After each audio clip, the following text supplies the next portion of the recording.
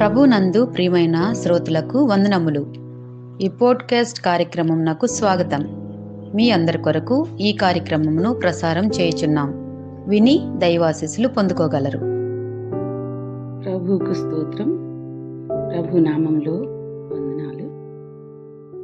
ఈరోజు మన దినవాక్యం కొరకు బోధ వినుటకు ప్రభు పాదాల యొద్ద కూర్చున్న బేతనియ గ్రామంలోని మరియా, మార్త సోదరి అయిన మరియా అని వ్రాయబడింది. ఆ వాక్యం కొద్దిగా ధ్యానించుకుందాం. లూకా సువార్త 10వ అధ్యాయం 38వ వచనం 39వ వచనం చూచినట్లయితే, అంతటా వారు ప్రయాణమైపోచుండగా ఆయన ఒక గ్రామములో ప్రవేశించెను.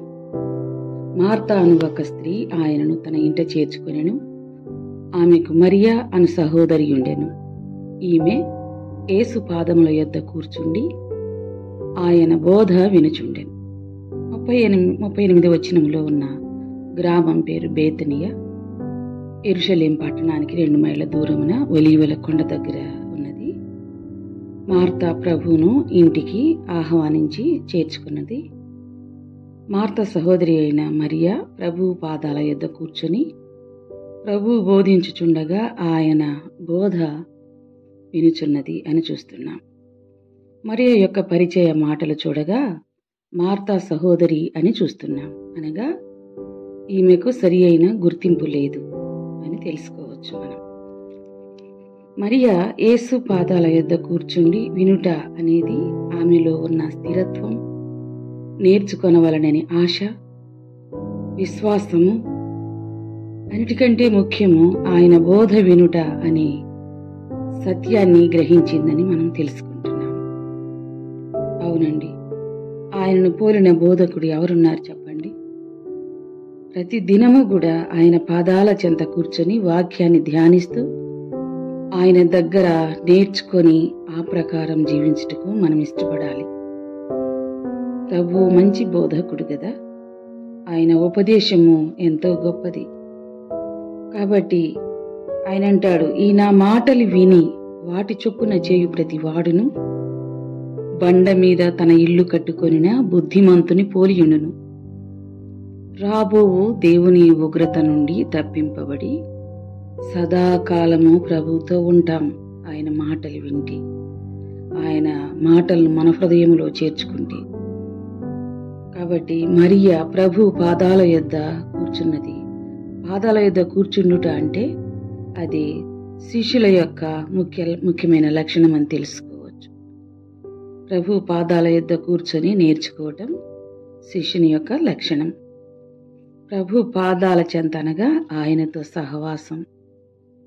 కాబట్టి ఆయన సహవాసం కోరుకున్న మరియా. మనం ఎక్కువగా ఏమి కోరుకుంటున్నాము? మరియా అయితే ఉత్తమమైన మార్గాన్ని ఏర్పరచుకున్నది అని చూస్తాము. అవును, ఆయన అంటాడు, నేనే మార్గము, నేనే సత్యము, నేనే జీవమునై ఉన్నాను అని చెప్పిన ప్రభువును అంగీకరించి ధన్యురాలైంది. అందుకే ప్రభువు ఆమెను మెచ్చుకున్నాడు. మరియా ఉత్తమమైనది ఏర్పాటు చేసుకున్నది, ఆమె యొద్ద నుండి తీసివేయబడదు అని. స్థిరమైన పునాది ఏర్పాటు చేసుకున్నది. కాబట్టి ఆమె ప్రభు పాదాల యొద్ద కూర్చున్నది. ఈరోజు నీవు నేను మన ఎంపిక ఎలాగా ఉన్నది? ఆయన పాదాల యొద్ద కూర్చోటానికి ఇష్టపడుతున్నామా? ఏదో 2 అలవాటుగా క్యాలెండర్లో వాక్యం చదువుకొని లేకుంటే యూట్యూబ్లో ఒక వాక్యం విని వదిలేస్తున్నామా? ప్రభు పాదాల చెంత కూర్చొని వాక్య ధ్యానం చేయగలుగుతున్నామా? నేర్చుకుంటున్నామా? నేర్చుకున్న వాక్యాన్ని అన్వయించుకుంటున్నామా? కాబట్టి ఉత్తమమైనది ఏర్పాటు చేసుకున్న మరేలాగా మనం ప్రభు పాదాల యొద్ద ప్రతిదినము అనుదినము ఆయన గడప యొద్ద కూర్చొని నేర్చుకుందాము. నహూము గ్రంథంలో కూడా ఒక మాట ఉంది కదా.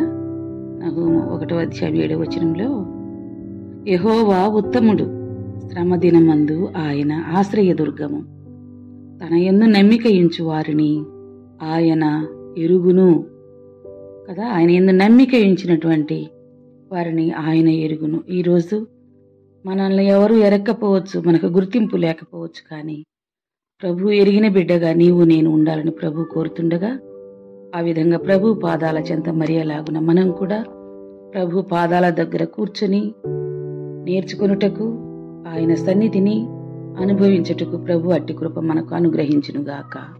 ఈ కార్యక్రమమును గూర్చి మీ సలహాలు మరియు మీ ప్రార్థనా అవసరతల కొరకు మమ్మను సంప్రదించవలసిన మా ఫోన్ నంబర్ 948585085039 మరియు ఈమెయిల్ ఐడి info@fibaonline.org. మా ఫోన్ నంబర్ మరొకసారి 9480585039. Email ID info@fibaonline.org.